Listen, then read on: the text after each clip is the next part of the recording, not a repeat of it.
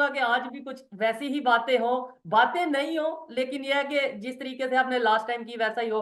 नादिया जी, सबसे पहले तो हम बात करेंगे कि इंडिया के प्राइम मिनिस्टर उन्होंने स्पेशल मतलब क्रिसमस डे पे कश्मीर, जम्मू एंड कश्मीर के स्टूडेंट्स को बुलाया। उसकी क्या रीजन है? मतलब पूरे इंडिया में से जम्मू एंड कश्मीर को सिलेक्ट किया गया स्टूडेंट्स के लिए।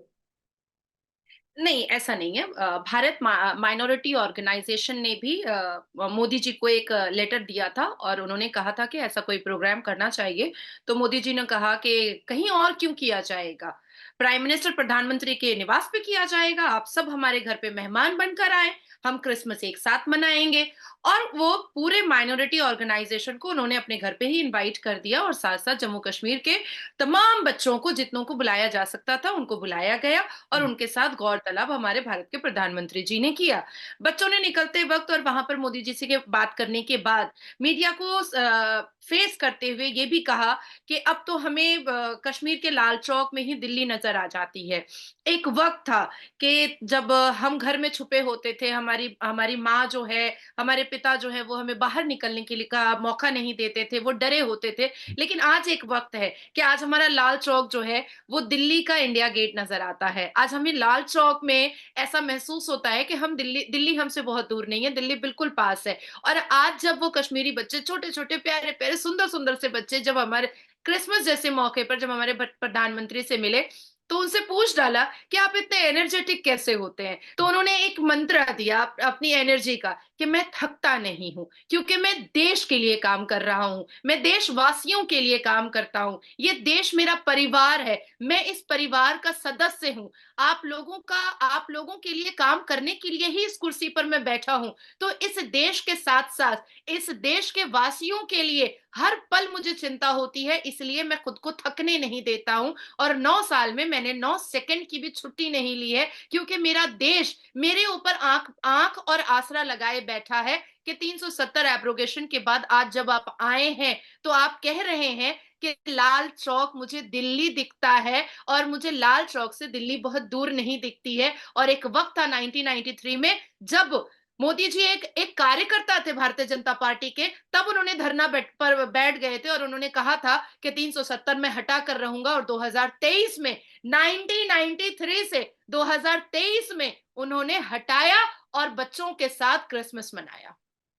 ठीक है। और ये चीजें अब मैं ये ओपनली कहना चाहता हूँ कि ये चीजें पाकिस्तान के लोगों को भी बहुत क्लियरली समझ आने लगी हैं, जो समझना चाहते हैं, जो एजुकेटेड हैं। अभी कल भी मेरा कुछ पाकिस्तानियों, मेरे भाइयों के साथ इंटरव्यू हुआ, उधर भी उन्होंने यही बताया कि भाई हमने कश्मीर का विजिट किया है और वहां के लोग ये सोच रहे हैं कि भाई देखें, जहाँ पे डेवलपमेंट हो रही है, जहाँ पे लोगों की बेनिफिट के लिए काम हो रहा है, तो डेफिनेटली दिल करता है कि हम भी वैसे ही एक इन्वायरमेंट मिले, ऐसी ही गवर्नमेंट हमारे यहाँ पे भी हो। ये चीजें अब पाकिस्तान में भी डिस्कस की जा रही हैं। नादिया जी, एक अगर इजाजत हो तो आपसे क्वेश्चन करना चाहता हूँ। क्वेश्चन ये है कि आपका झुकाव या थोड़ा देखने में आता है कि मैं ऑडियंस को भी कहता चलूं कि ये वही नादिया इलाही खान है जो शायद नमाज भी पढ़ती हैं, जो मंदिर में भी जाती हैं, पूजा भी करती हैं। मतलब आप नादिया जी, ये इसका क्या लॉजिक क्या है, थोड़ा समझाइए। या आपका झुकाव हिंदुत्व की तरफ है, झुकाव इस्लाम की तरफ है? काइंडली अगर आप बेहतर समझे तो ये बताइएगा। बहुत लोगों का ये सवाल है, ये मेरा सवाल नहीं है।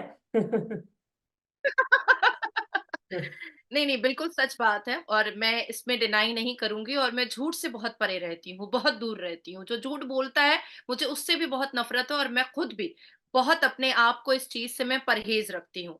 देखिए, हमारे मजहब में तौरात, जबूर, बाइबल, इंजील, कुरान, 4 अल्हामी किताबें आई। ठीक है। तो मैं 3 अल्हामी किताबों को क्यों जलाऊं, क्यों फाड़ूं, या क्यों उसको बुरा बोलूं, क्या क्यों उसको भला बोलूं? क्योंकि मुझे कुरान को अच्छा बोलना है, इसलिए। आसमान से तो तौरात भी आया, आसमान से जबूर भी आया, आसमान से इंजील भी आया, आसमान से बाइबल भी आया, और आसमान से ही कुरान भी आया। तो मैं बाकी चारों को बेइज्जत तो नहीं कर सकती, कभी भी नहीं कर सकती। जिस कुरान के कई पारे में और कई पन्ने में जिहाद के नाम पर गला रेतने की बात कही गई है, उसी कुरान के 105 बार, उसी कुरान के अंदर 105 बार नॉलेज ग्रैब करने की भी बात कही गई है। उसी कुरान के सूरह अल इमरान में और पूरे कुरान में 800 बार इल्म की भी बात कही गई है। तो क्यों ना मैं उसको मानूं, क्यों ना मैं उस पर चलूं। अब आती है बात कि मैं खुश नसीब हूं क्योंकि मैंने भगवत गीता पढ़ा है। मैं अपने आप को बहुत खुश नसीब मानती हूँ कि मैं 82.7% सनातनियों के सराउंडिंग में रहती हूँ, उनकी सेफ्टी और सिक्योरिटी में रहती हूँ, और उनसे मुझे इतना कुछ सीखने को मिला है जो मुझे शायद अपने मजहब से नहीं मिला था सीखने को।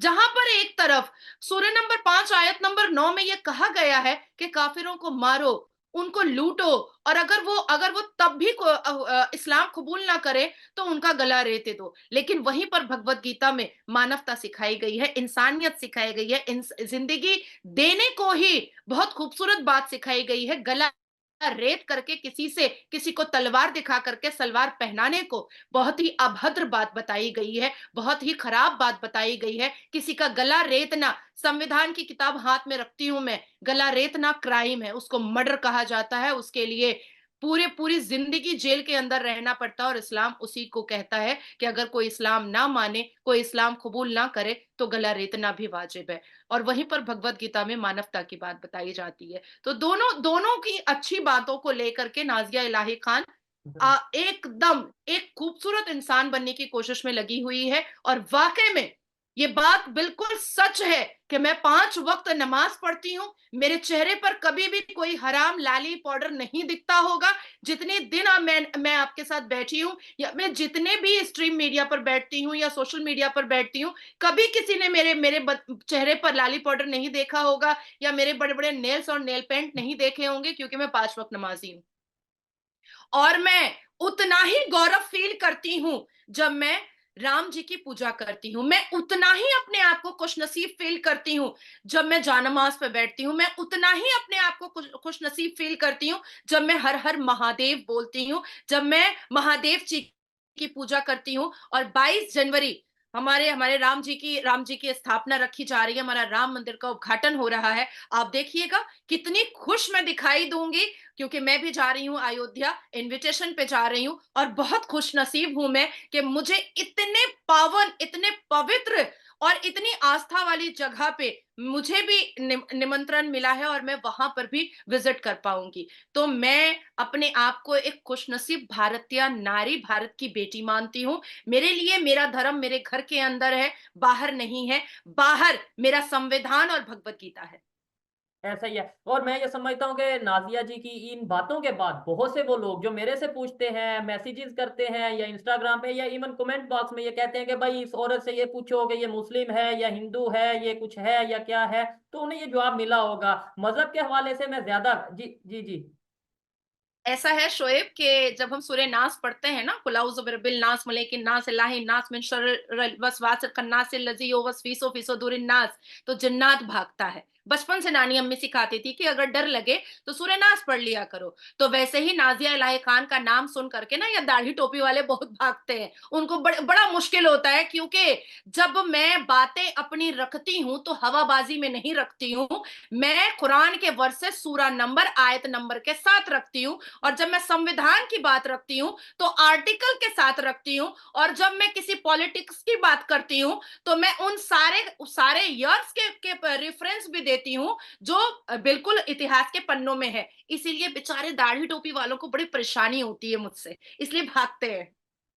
और जवाब डेफिनेटली जो जो लोग ये सवाल करते हैं उन्हें जवाब मिल गया होगा। वैसे तो मेरा शुरू से ये असूल रहा है कि मैं मजहबी पॉइंट ऑफ व्यू से डिस्कशन नहीं करता, और मैं खुद ही इस चीज को एक्सेप्ट करता हूँ कि मैं इतना नॉलेज नहीं रखता, और ना मैं ऐसा चाहता हूँ कि कोई मेरे मुंह से ऐसी बात निकले जिससे किसी के मजहबी सेंटिमेंट हर्ट हो। अच्छा नादिया जी, अब थोड़ा सा ये अभी ये जो चीजें चल रही हैं, एक बड़ा मेजर पॉइंट मेरे माइंड में आया जो मैं पाकिस्तान की पब्लिक से पूछता हूँ, कोई उस तरीके से जवाब दे नहीं पाता। आपसे पूछना चाहूंगा कि 1947 से पहले तक जो मिलिट्री थी हिंदुस्तान की, जिसमें पाकिस्तान भी था और भारत, इंडिया, मतलब ये सभी, बांग्लादेश, मिलिट्री तो एक थी, ट्रेनिंग भी डेफिनेटली एक ही तरीके से हुई होगी, अंग्रेजों ने की, उसके बाद खुद जो भी मामला थे। तो फिर 1947 के बाद आपके वहां पे जो सिविल मिलिट्री बैलेंस है, हमारे यहाँ पे जो सिविल मिलिट्री बैलेंस है, इतना फर्क आ गया। हमारे देखिए ये बातें कड़वी हैं जो पाकिस्तान से लोग देख रहे हैं, शायद हमारी मेरी पाकिस्तान की बेहतरी के लिए हैं, लेकिन कड़वी हैं। कि यहाँ पे 3-4 मार्शाल्लाह, वहां पे एक मार्शाल्लाह नहीं, यहाँ पे तकरीबन 19-20-22 प्राइम मिनिस्टर, वहां पे जितना भी टन्योर जिसका होता है उसके मुताबिक प्राइम मिनिस्टर। यहाँ पे कोई एक प्राइम मिनिस्टर 5 साल पूरे नहीं, अपना टाइम नहीं पूरा कर पाया, वहां पे हमें ऐसी एग्जाम्पल नहीं मिलती। नादिया जी, ये डिफरेंस कैसे आया? एजुकेशन की वजह से, विजन की वजह से, क्योंकि लोग एक जैसे थे, मतलब ट्रेनिंग एक जैसी थी। थोड़ा सा डिटेल्स में बताऊंगी, और मैं तुम्हारी तरह ही बोल दे रही हूँ कि बातें मेरी कड़वी निकलेंगी, पर जिसने अच्छे से समझा उसको समझ में आएगा, जिसने बुरे तरीके से लिया वो बुरे से लेगा। इस बात में कोई दो राय नहीं है कि इंडियन आर्मी एक निहायत ही डिसिप्लिन और हाईली प्रोफेशनल फोर्स है। इंडियन आर्मी ने 1947 से लेकर के 2023 तक कभी भी पावर कैप्चर करने की कोशिश की ही नहीं है।